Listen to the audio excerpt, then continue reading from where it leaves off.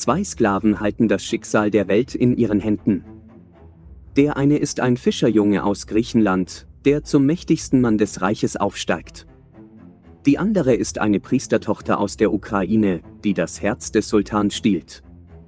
Sie sind Verbündete in einem Spiel ohne Regeln. Doch in Konstantinopel ist Macht ein begrenztes Gut. Und wer es nicht teilt, muss sterben. Willkommen bei Chronifekt. Hier erzählen wir Geschichte ruhig, sachlich und im Zusammenhang. Kapitel 25: Die Hexe und der Großvezier. Bevor wir sehen, wie dieses Spiel beginnt, müssen wir verstehen, wer die Spieler auf dem Brett eigentlich sind. In den frühen 1520er Jahren ist das Osmanische Reich ein demografisches Paradoxon. Die absolute Elite, die sogenannte Askeri-Klasse, die das Reich verwaltet und die Kriege führt, besteht fast ausschließlich aus Männern, die nicht als Muslime oder Türken geboren wurden. Es sind Produkte der Knabenlese. Slawen, Albaner, Griechen.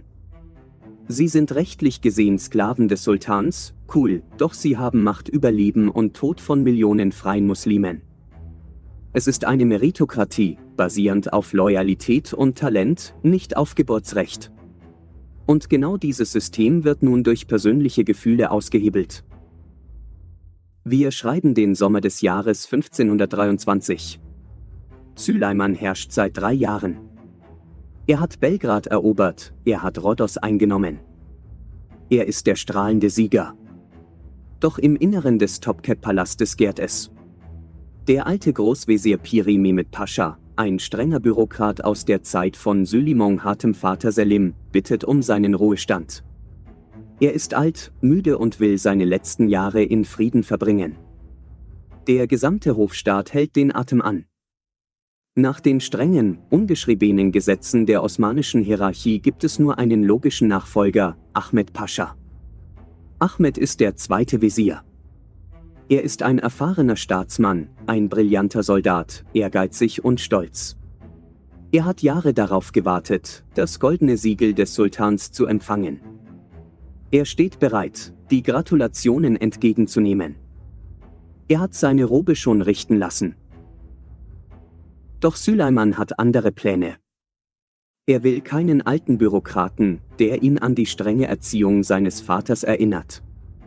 Er will jemanden, der ihn versteht. Seinen Schatten. Am 27. Juni 1523 lässt Süleyman den Kaiserlichen Rat, den Divan, versammeln. Und dort geschieht das Unfassbare. Er ernennt nicht Ahmed Pascha zum Großvezier. Er ernennt Ibrahim. Ibrahim aus Paga. Sein Falkner. Sein Kämmerer. Sein bester Freund. Ein Mann, der nie eine Armee geführt hat, der nie eine Provinz verwaltet hat. Ein Sklave, der im selben Zimmer wie der Sultan schläft, der mit ihm Geige spielt und mit dem er über Philosophie diskutiert. Für die alteingesessene Elite in Konstantinopel ist das ein Schock, der einem Erdbeben gleicht. Ein Emporkömmling, ein Bettgenosse, steht nun an der Spitze des Staates. Er überspringt Dutzende Ränge auf einmal. Ibrahim selbst zögert. Er ist klug genug, die Gefahr zu sehen. Er fleht Süleyman an, ihn nicht zu ernennen, da er fürchtet, dass diese Höhe nur einen tiefen, tödlichen Fall bedeuten kann. Er weiß, dass der Neid der anderen Paschas ihn vernichten wird. Doch Süleyman, trunken vor Macht und Zuneigung, schwört einen heiligen Eid: Solange ich, der Sultan, lebe, wirst du nicht sterben. Er stattet Ibrahim mit einer Immunität aus, die kein Großvezier vor ihm hatte. Ahmed Pascha, der übergangene Favorit, kocht vor Wut. Er fühlt sich vor dem gesamten Hof gedemütigt. Um den gefährlichen Rivalen loszuwerden, schickt der neue Großvezier Ibrahim ihn weit weg. Ahmed wird zum Gouverneur von Ägypten ernannt. Eine ehrenvolle Position, so scheint es, doch in Wahrheit ist es ein goldenes Exil. Ahmed verlässt Konstantinopel nicht mit Dankbarkeit, sondern mit Rache im Herzen. Während im Divan die Männer um Ämter streiten, tobt wenige Meter entfernt, im verborgenen Haus der Glückseligkeit, dem Harem, ein noch viel persönlicherer Krieg. Auch hier werden Regeln gebrochen.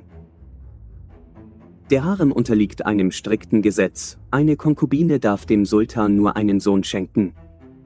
Sobald dieser Sohn geboren ist, endet ihre sexuelle Beziehung zum Herrscher. Sie wird zur Mutter erzogen und zieht mit ihrem Sohn in die Provinz, um ihn auf die Herrschaft vorzubereiten. Das System soll verhindern, dass Frauen zu viel Macht über den Sultan gewinnen und dass der Sultan von einer einzigen Frau abhängig wird. Süleymanes Favoritin war bisher Mahidevran, die Mondschöne. Sie ist die Mutter seines ältesten Sohnes Mustafa, des Thronfolgers. Sie hat den Status der Beschkadin, der Hauptfrau. Sie hat die Tradition und die Sympathie der mächtigen Sultanmutter Hafsa auf ihrer Seite. Sie glaubt, ihre Position sei sicher.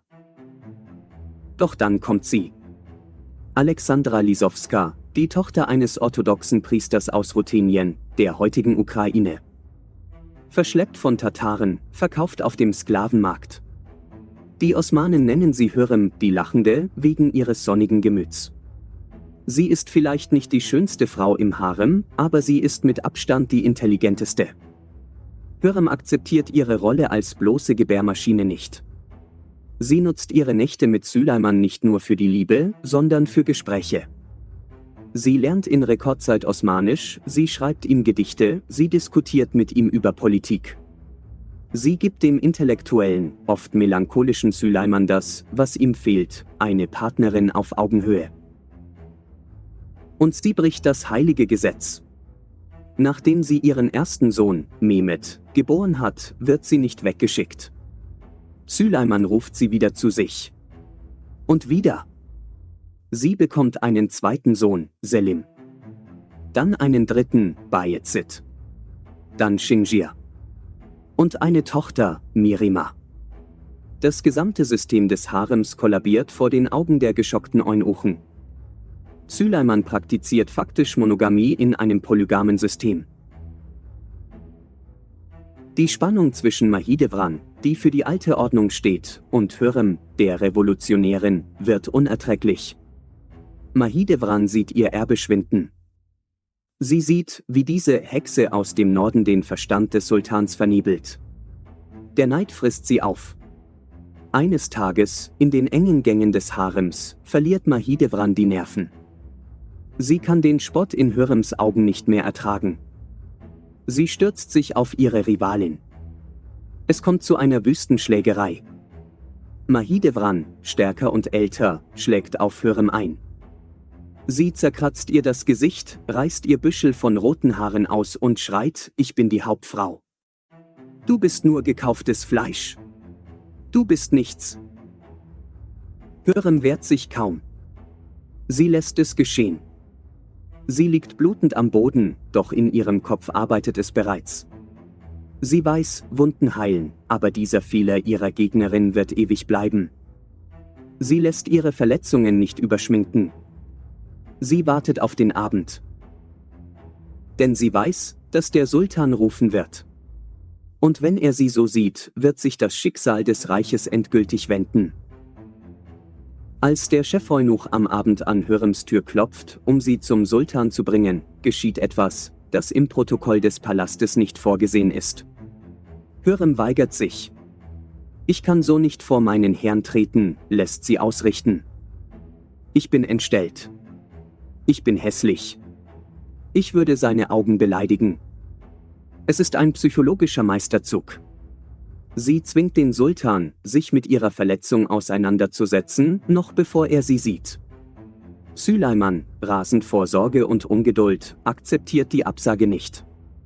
Er befiehlt, sie sofort zu bringen, egal wie sie aussieht. Als Hürrem schließlich in das Gemach des Sultans tritt, verbirgt sie ihr Gesicht nicht. Sie trägt die Kratzer und Blutergüsse wie Orden. Sie weint, aber sie klagt Mahidevran nicht direkt an. Sie dreht den Spieß um. Sie sagt sinngemäß: Es ist nicht mein Schmerz, der mich quält. Es ist der Gedanke, dass eine Sklavin es wagt, das Eigentum des Sultans zu beschädigen. Wer mich schlägt, schlägt dich. Süleyman sieht in ihr nicht nur die geschlagene Frau, sondern die verletzte Majestät. Sein Zorn trifft die Täterin mit voller Wucht. Das Urteil ist schnell und gnadenlos. Mahidevran, die Mutter des Erstgeborenen, wird vom Hof verbannt. Sie muss ihre Koffer packen und zusammen mit ihrem Sohn Mustafa in die Provinz Manisa ziehen. Offiziell ist es die traditionelle Ausbildung des Prinzen. Inoffiziell ist es eine Abschiebung. Der Weg ist frei. Die Rivalin ist weg. Hürrem ist nun die unangefochtene Herrin im Harem. Doch Hürrem ist klug genug zu wissen, dass Gunst vergänglich ist. Heute liebt er sie, morgen kommt eine jüngere, schönere Sklavin aus dem Kaukasus. Sie braucht eine Versicherung, die nicht auf Schönheit basiert, sondern auf Gesetz. Sie will etwas, das keine Frau vor ihr je erreicht hat. Sie will eine Ehefrau werden. Aber das ist unmöglich. Osmanische Sultane heiraten nicht. Zumindest haben sie es seit Jahrhunderten nicht getan. Sie zeugen Kinder mit Sklavinnen, weil eine Sklavin keine mächtige Familie im Hintergrund hat, die Ansprüche auf den Thron stellen könnte. Eine Heirat würde das gesamte politische System sprengen. Hürrem nutzt die Religion als Hebel. Sie bittet Süleyman um ein Gespräch über ihr Seelenheil. Sie sagt ihm, dass sie als gläubige Muslimin gerne fromme Werke tun würde. Sie möchte eine Moschee bauen lassen, Armenhäuser, Brunnen für die Pilger nach Mekka. Süleyman ist gerührt von ihrer Frömmigkeit. Doch Hürrem seufzt und erinnert ihn an ein islamisches Rechtsgutachten: Eine Sklavin hat kein Eigentum. Alles, was sie baut, gehört ihrem Besitzer. Sie kann vor Gott keine Punkte sammeln, da sie nicht frei ist. Süleyman, der nicht als Tyrann, sondern als gerechter Herrscher gelten will, tut das Einzige, was logisch erscheint. Er schenkt ihr die Freiheit. Er lässt eine Urkunde aufsetzen, die Alexandra Lisowska offiziell zur freien Frau erklärt. Es ist ein Geschenk aus Liebe. Doch Süleyman hat die Falle nicht gesehen, die Hürrem ihm gestellt hat. Als er sie in der nächsten Nacht zu sich rufen lässt, kommt sie nicht. Wieder verweigert sie sich ihm. Und dieses Mal hat sie das Gesetz auf ihrer Seite. Sie lässt ihm durch ihren Eunuchen ausrichten: Ich bin nun eine freie muslimische Frau. Unser Verhältnis war rechtens, solange ich eure Sklavin war. Aber nun, da ich frei bin, wäre der Beischlaf ohne Ehe eine Sünde. Es wäre Zina, Unzucht. Ich kann mein Seelenheil nicht gefährden, und eures auch nicht. Süleyman sitzt in der Falle. Er kann sie nicht zwingen, denn das wäre Vergewaltigung einer freien Muslimin und würde gegen die Scharia verstoßen. Er kann sie nicht bestrafen, denn er selbst hat sie freigelassen. Er hat nur zwei Möglichkeiten: sie wegschicken und vergessen.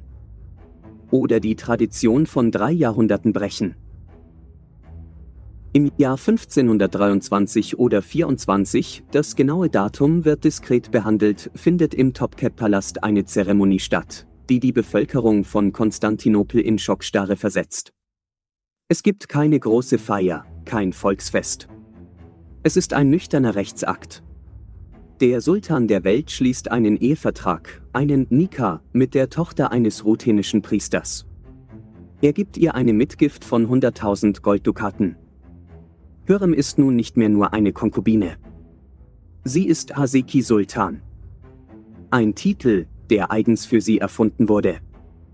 Sie ist die Partnerin des Herrschers. In Konstantinopel haben sich die Machtverhältnisse damit komplett verschoben. Ein Sklave, Ibrahim, regiert das Reich als Großwesir. Eine ehemalige Sklavin, Hürrem, regiert das Herz und das Gesetz.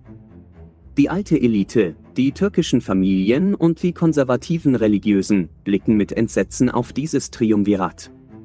Sie nennen Hürrem hinter vorgehaltener Hand eine Hexe, Ziadi, die den Sultan verzaubert hat. Doch während im Palast die Karten neu gemischt werden, braut sich weit im Süden ein Sturm zusammen. Wir erinnern uns an Ahmed Pascha. Den Mann, dem Ibrahim das Amt des Großwesirs weggeschnappt hatte.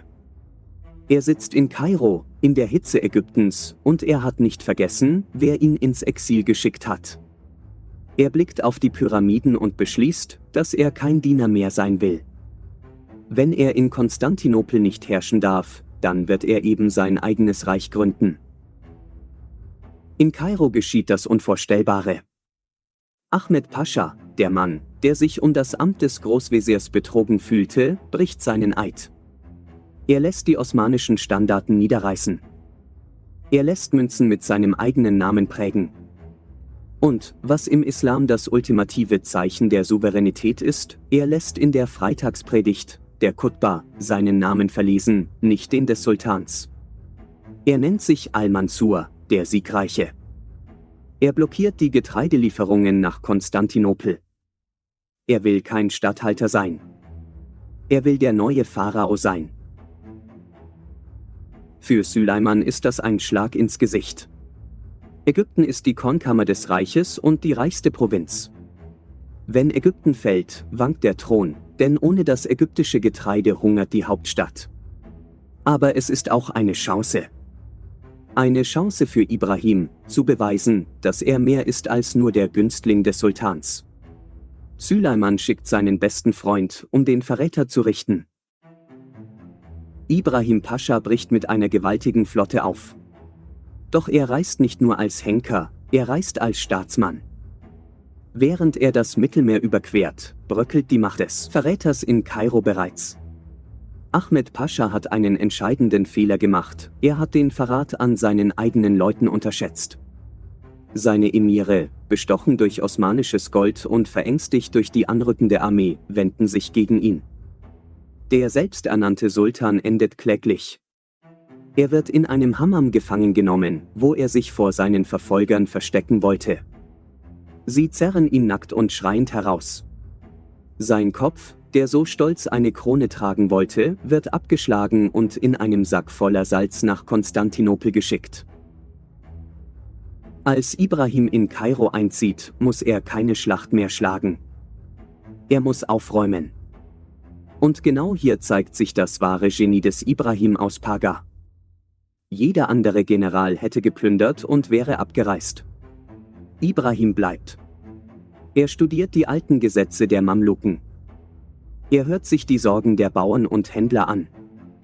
Er reformiert das Steuersystem, das korrupt und ineffizient war. Er entwirft das Kanunname von Ägypten, ein Gesetzeswerk, das die Provinz für die nächsten Jahrhunderte stabilisieren wird. Er lässt sogar Glöckchen an den Bäumen in Kairo aufhängen, damit jeder Bürger, der sich ungerecht behandelt fühlt, daran läuten kann, um den Großvezier persönlich zu sprechen. Ibrahim inszeniert sich als der gerechte Stellvertreter Gottes auf Erden. Er beweist allen Kritikern in Konstantinopel, ich bin nicht nur des Sultans Freund.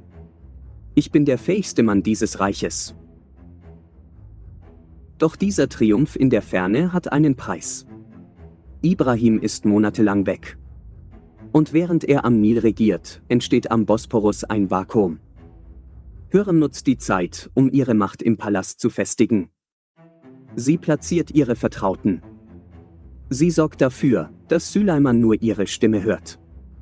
Und noch jemand nutzt die Abwesenheit des eisernen Großveziers, die Janitscharen. Die Elitetruppen des Reiches sind unruhig. Sie sind Soldaten, keine Wächter. Sie leben für den Krieg, für die Beute, für das Adrenalin. Seit der Eroberung von Rhodos sind fast 3 Jahre vergangen. 3 Jahre Frieden. 3 Jahre Langeweile. Für einen Janitscharen ist Frieden wie Gift. Ohne Ibrahims strenge Hand bricht die Disziplin in Konstantinopel zusammen. Es beginnt mit einem Murren in den Suppenküchen. Dann werden die riesigen Kessel, die heiligen Symbole ihrer Einheit, demonstrativ umgestoßen. Das ist das traditionelle Zeichen zum Aufstand. Was folgt, ist reine Anarchie. Tausende bewaffnete Soldaten strömen aus ihren Kasernen. Sie greifen nicht den Palast an, noch nicht. Sie greifen die Stadt an. Sie stürmen das jüdische Viertel, plündern die Läden, brechen in die Paläste der hohen Beamten ein, die sie für korrupt halten. Sie machen den Reichtum der Oberschicht für ihre eigene Tatenlosigkeit verantwortlich. Konstantinopel brennt an mehreren Ecken. Süleyman, der junge Sultan, reagiert impulsiv. Er reitet aus dem Topkap-Palast, um sich dem Mob entgegenzustellen. Er glaubt, seine bloße Präsenz, der Schatten Gottes auf Erden, würde genügen, um die Meute zu beruhigen. Ein tödlicher Irrtum. Die Janitscharen respektieren Stärke, keinen Titel. Als Süleyman sie anschreit und befiehlt, die Waffen niederzulegen, zücken einige ihre Krummsäbel. Sie umzingeln das Pferd des Sultans. Sie beleidigen ihn. Sie töten 3 seiner Leibwächter direkt vor seinen Augen. Süleyman muss fliehen. Er muss sich in seinen eigenen Palast zurückziehen und die Tore verriegeln lassen, wie ein Belagerter in seiner eigenen Hauptstadt. Es ist die größte Demütigung seines Lebens. Er erkennt, dass er auf einem Pulverfass sitzt. Um den Aufstand zu beenden, muss er zu drastischen Mitteln greifen. Er lässt den Anführer der Janitscharen hinrichten, manche Quellen sagen, er habe ihn mit eigenen Händen erschlagen. Aber vor allem verteilt er Gold. Viel Gold. Er erkauft sich den Frieden. Als Ibrahim Pascha im Herbst 1525 endlich aus Ägypten zurückkehrt, findet er einen veränderten Sultan vor. Süleyman ist härter geworden. Und er hat eine Lektion gelernt: ein stehendes Heer, das nicht kämpft, frisst seinen eigenen Herrn. Die Janitscharen brauchen Blut. Sie brauchen einen Feind. Die Janitscharen brauchen einen Krieg, um ruhig zu bleiben. Aber wen sollen sie angreifen? Der Osten ist ruhig, nachdem die Perser eingeschüchtert sind. Ägypten ist befriedet. Bleibt nur der Westen. Das christliche Europa. Doch ein Krieg gegen das Heilige Römische Reich der Habsburger ist kein kleiner Grenzkonflikt. Es bedeutet einen Weltkrieg. Genau in diesem Moment der strategischen Suche geschieht etwas, das wie aus einem Spionageroman wirkt. Ein Bote erreicht Konstantinopel. Er ist schmutzig, erschöpft und trägt nichts bei sich außer seinen abgetragenen Kleidern. Er hat eine Reise von tausenden Kilometern hinter sich. Er wird vor den Großvezier Ibrahim geführt. Dort zieht er seinen Stiefel aus und trennt die Sohle auf. Darin steckt ein winziger Zettel. Ein Brief, geschrieben in einer dunklen Zelle in Madrid, der die Weltgeschichte verändern wird. Er stammt von Franz I., dem König von Frankreich.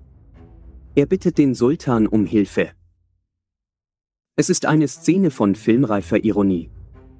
Der allerchristlichste König von Frankreich, Franz I., sitzt im Kerker seines Erzfeindes Karl V.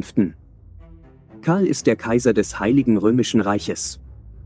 Er herrscht über Spanien, über Deutschland, über Teile Italiens, über die Niederlande und über die neuen Kolonien in Amerika. Er ist dabei, der Monarch der Welt zu werden.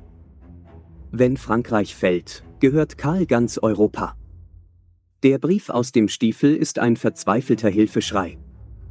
Franz bittet den Sultan der Osmanen, den Ungläubigen, um eine Invasion Europas. Er fleht ihn an, Karl V. anzugreifen, um ihn zu schwächen und seine eigene Freilassung zu erzwingen. Es ist der ultimative Moment der Realpolitik. Der Feind meines Feindes ist mein Freund, egal zu welchem Gott er betet. Für Süleyman und Ibrahim ist dieser Brief ein Geschenk des Himmels. Er löst gleich 2 Probleme. Erstens gibt er den unruhigen Janitscharen endlich das Ziel, das sie brauchen. Und zweitens bietet er die Chance, die absolute Macht der Habsburger zu brechen. Wenn Karl V. ungestört bleibt, wird er irgendwann vor Konstantinopel stehen. Die Osmanen müssen jetzt zuschlagen, solange die Christen untereinander zerstritten sind. Die Antwort, die Süleyman diktiert, ist eines der berühmtesten Dokumente der osmanischen Geschichte. Sie trieft vor imperialer Arroganz und Pracht.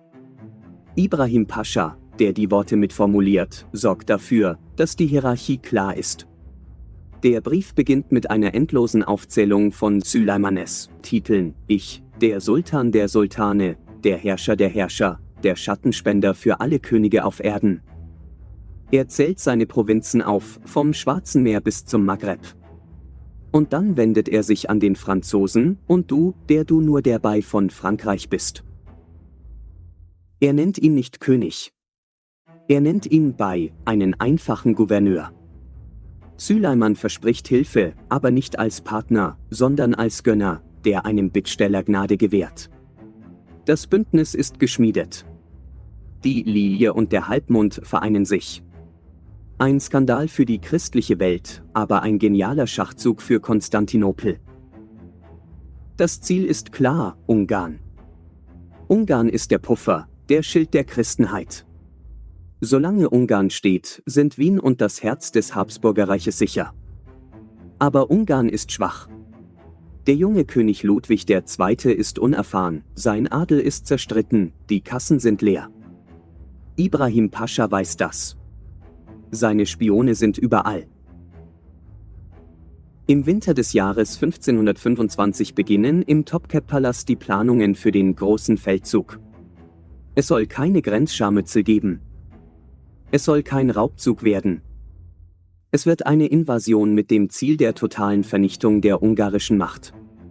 Ibrahim Pascha, der nun als Serasker, als Oberkommandierender fungiert, bestellt Kanonen. Hunderte. Er lässt die riesigen Getreidespeicher füllen. Er studiert Karten der Donau. Er berechnet Marschzeiten. Alles muss perfekt sein. Er will der Welt beweisen, dass der ehemalige Sklave besser Krieg führen kann als jeder geborene General. Hürrem beobachtet das Treiben aus dem Harem mit gemischten Gefühlen. Einerseits ist der Krieg gefährlich. Andererseits kommt er ihr gelegen. Wenn Ibrahim im Feld ist, ist er weit weg vom Ohr des Sultans. Und Kriege sind unberechenbar. Selbst Großwesire können fallen oder durch eine verirrte Kugel sterben. Sie küsst Süleyman zum Abschied, wohl wissend, dass jeder Tag seiner Abwesenheit ihre eigene Macht in Konstantinopel festigt. Im Frühling 1526 öffnen sich die Tore von Konstantinopel. Was dort herausströmt, ist keine Armee, sondern eine wandelnde Stadt. 100.000 Mann. 300 Kanonen. Tausende von Kamelen und Ochsenkahn. Der Boden vibriert unter dem Marschtritt. Süleyman reitet an der Spitze, ganz in weiß gekleidet, auf seinem Turban eine Reiherfeder, gehalten von einem Rubin so groß wie ein Ei. Neben ihm reitet Ibrahim, der Großwesir, der nun auf dem Gipfel seiner Macht steht. Die beiden Freunde, der Sultan und der Sklave, fühlen sich unbesiegbar. Sie haben den Osten befriedet, sie haben das Mittelmeer gesichert, nun wollen sie sich den goldenen Apfel im Westen holen. Doch der Mensch plant und das Wetter lacht. Was als der größte Triumphzug der osmanischen Geschichte beginnen sollte, verwandelt sich bald in einen zermürbenden Kampf gegen einen Gegner, den man nicht mit Krummsäbeln töten kann. Der Sommer des Jahres 1526 geht als meteorologische Anomalie in die Geschichte ein. Manche Historiker sehen hier Ausläufer der kleinen Eiszeit. Kaum hat die Armee die gut gepflasterten Straßen in Thrakien verlassen und dringt in den Balkan vor, öffnen sich die Schleusen des Himmels. Es regnet. Ununterbrochen. Tage werden zu Wochen. Die Flüsse auf dem Balkan schwellen an. Bäche verwandeln sich in reißende Ströme, die Brücken wegreißen und Pforten unpassierbar machen. Die Wege lösen sich auf. Sie verwandeln sich in tiefen, saugenden Morast, der alles verschlingt, was Gewicht hat. Und nichts hat mehr Gewicht als der Stolz der osmanischen Armee, die Artillerie. Der Marsch wird zur Hölle. Die Räder der schweren Lafetten sinken sofort bis zur Achse ein. Die Ochsen rutschen aus, brechen sich die Beine oder kollabieren vor Erschöpfung im Schlamm. Janitscharen müssen selbst in den Morast springen, brüllend, drückend, fluchend, um die bronzenen Röhren Zentimeter für Zentimeter vorwärts zu bewegen. Es ist eine Schinderei, die an den Rand des Wahnsinns führt. Süleyman führt ein Tagebuch über diesen Feldzug. Es ist eines der faszinierendsten Dokumente dieser Zeit, wegen seiner fast schon stoischen Trockenheit. Während draußen Männer und Tiere verenden, schreibt der Herrscher der Welt Sätze wie 8. Juli, Regen. Wir haben am Flussufer Rast gemacht. 9. Juli, starker Regen. Der Fluss ist über die Ufer getreten. 10. Juli, Regen. Die Brücke ist eingestürzt. Wir warten. Hinter diesen knappen Sätzen verbirgt sich das Elend von Zehntausenden. Krankheiten breiten sich aus. In der ständigen Nässe verfaulen die Stiefel an den Füßen. Es gibt Gerüchte unter den Soldaten, dies sei ein schlechtes Omen. Dass Allah diesen Krieg nicht wolle. Ihr beweist Ibrahim Pascha erneut, warum er den Titel Großvezier trägt. Er ist überall gleichzeitig. Er reitet die Kolonnen auf und ab, oft selbst durchnässt bis auf die Haut. Er organisiert, er bestraft, er motiviert. Wo eine Brücke weggespült wird, lässt er innerhalb von Stunden eine neue bauen. Wo die Kanonen stecken bleiben, lässt er ganze Wälder abholzen und eine Straße aus Baumstämmen durch den Sumpf legen. Er weiß, dass er nicht versagen darf. Sein Schicksal und sein Leben sind an diesen Sieg geknüpft. Mitte August, nach Monaten des Kampfes gegen die Natur, erreichen sie endlich die Drau. Die ungarische Grenze ist in Sicht. Das Wetter beginnt sich langsam zu beruhigen, als hätte der Himmel sein Pulver verschossen. Die Armee ist erschöpft, schmutzig, aber vollzählig. Und vor allem, die Kanonen sind da. Alle 300. Vor ihnen liegt die Ebene von Mohacs. Ein weites, flaches Feld. Ideal für Kavallerie. Perfekt für Artillerie. Und dort, am Horizont, funkelt es. König Ludwig II. Von Ungarn hat beschlossen, nicht zu fliehen. Er wartet. Er glaubt, er könne den Sultan stoppen. Er ahnt nicht, dass er nicht auf eine Schlacht wartet, sondern auf seinen Untergang. Vielen Dank fürs Zuhören. Im nächsten Kapitel sehen wir, wie an einem einzigen Nachmittag ein Königreich für immer von der Landkarte getilgt wird.